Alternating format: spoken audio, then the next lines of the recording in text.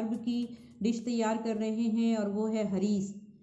ताजदार Medina रसूल अकरम सल्लल्लाहु अलैहि वसल्लम को भी ये बहुत पसंद थी, क्योंकि ये बहुत ही ज़्यादा हेल्दी होती है, जो टूटे हुए गंदुम के दानों और गोश्त से बनाई जाती है, मसाले और देसी घी के साथ। देसी घी इसमें अच्छा खासा पड़ता है, प्रोटीन का बहुत ही अच्छा सोर्स है, इसलिए जो लोग बीमारी में से उठते हैं वीवर्स, उनके लिए ख़ास तौर से रिकमेंड किया जाती है।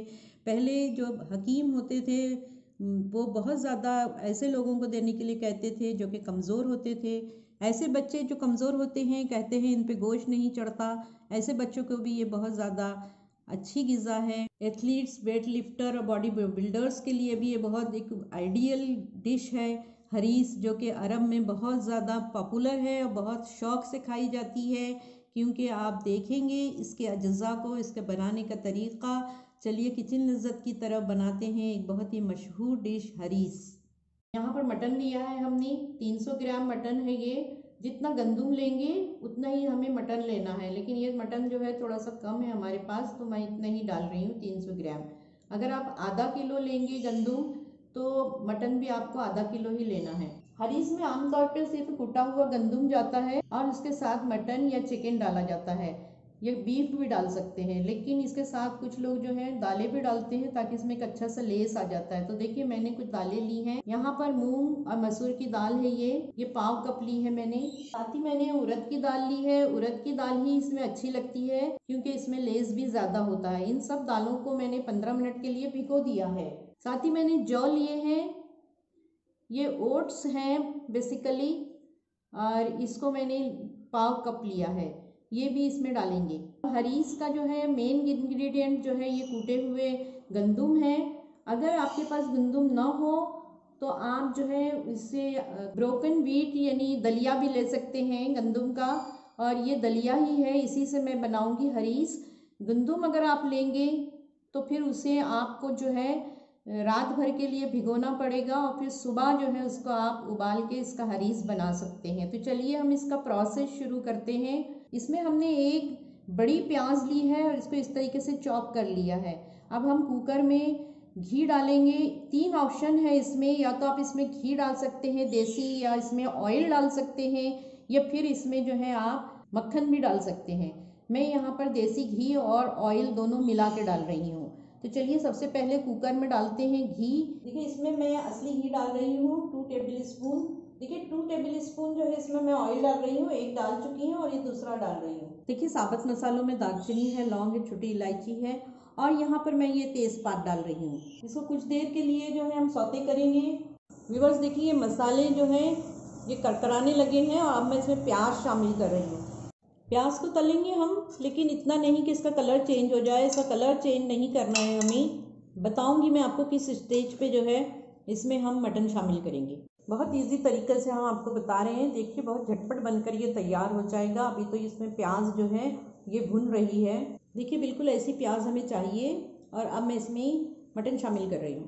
अनियन के साथ हम कुछ देर मटन को फ्राई करेंगे व्यूअर्स, इसके बाद इसमें पानी शामिल करेंगे। हरीस में बहुत सारे मसाले नहीं डाले जाते हैं। सॉल्ट शामिल कर रही हूँ। ख्याल रहे कि इसमें जो दालें हम डालने वाले हैं उसमें हम अलग से डाल देंगे। थोड़ी सी हल्दी डाल दी ताकि कलर आ जाए इसमें। वैसे ही हरीस जो है ये सफ़ेद ही बनाया जाता है, लेकिन हमारा इंडियन टच देने के लिए मैंने इसमें हल्दी शामिल कर दी है। हरी मिर्चें काट के डालेंगी। साथ ही मैं यहाँ पर डाल रही हूँ गरम मसाला, और 1 टीस्पून ही मैं इसमें काली मिर्च का पाउडर डाल रही हूँ। बस अब इससे और ज़्यादा कोई मसाले नहीं जाएंगे। जब भी आप जो है मटन को डालें तो इसकी बोटियों को इस तरीके से हल्का सा फ्राई करके गोल हो जाए तब तक इसको फ्राई कीजिए, ताकि इसका सारा पानी जो है गोश्त का ये जल जाए। अब जो है इसमें हम पानी शामिल करके इसको गलने के लिए रख देंगे। देखिए 1/2 लीटर पानी डाल रही हूँ। अच्छी तरीके से गोश्त को गलाना है हमें। कुकर का लिड है बंद कर देंगे, उसमें हम सीटी आने देंगे। फ्लेम को हाई टू मीडियम रखा है। नाजरीन देखिए बहुत अच्छी तरीके से मटन जो है गल चुका है, और ऐसे ही हमें चाहिए क्योंकि हमें अभी और इसमें दाल डालेंगे और फिर उसके बाद इसको और घोटेंगे। जल्दी के लिए मैंने दूसरे कुकर में यहाँ पर दलिया और दाल को अच्छी तरीके से गला लिया है, और अब हमें जो है इसे अच्छी तरीके से घोटना है गोश्त में मिला के। तो चलिए ये प्रोसेस भी कर लेते हैं। और अगर आप चाहें तो गोश्त के अंदर भी आप दलिया डाल सकते हैं, गोश्त को हटा के, और जो पानी रहेगा गोश्त का उसके अंदर दलिए को डाल दिया जाता है। ये प्रोसेस मैं अगली वीडियो में आपको दिखाऊंगी, कभी फिर मैं हरीस बनाऊंगी उस तरीके से, डिफरेंट तरीके से, और वो भी आपको दिखाऊंगी। आज मैं ये जल्दी वाला प्रोसेस दिखा रही हूँ। देखिए ये हम इसमें डाल रहे हैं मटन में। ये दोनों खास इंग्रेडिएंट्स हैं हरीस के।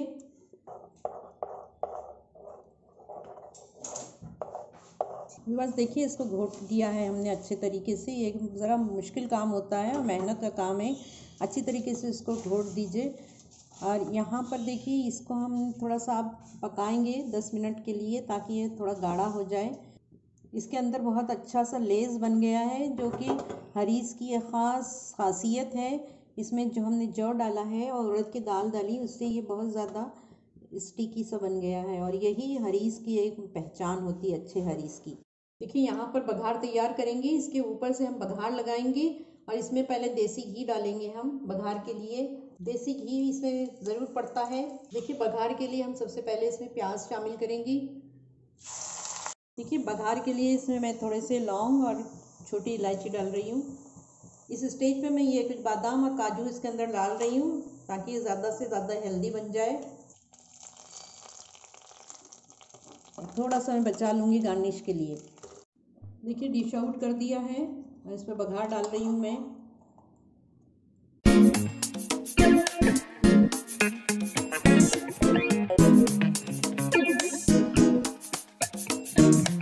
व्यूअर्स देखिए ये बनकर तैयार हो गया है हरीस। बहुत ही ज़्यादा लजीज बना है और बिल्कुल एक आइडियल डिश आपके सामने रखी हुई है। हरीस जो है ये अरबों की ग़िज़ा है।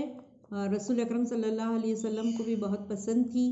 बहुत ही ताकतवर होती है। बनाइए इसे, अपने एक्सपीरियंसेस और अपने फीडबैक दीजिए हमें कमेंट्स बॉक्स में ज़रूर दीजिएगा, ताकि हमें पता चले कि आपको ये रेसिपी कैसी लगी। और बच्चे बहुत शौक़ से खाएंगे इसे। तो मिलते हैं फिर एक नई रेसिपी के साथ।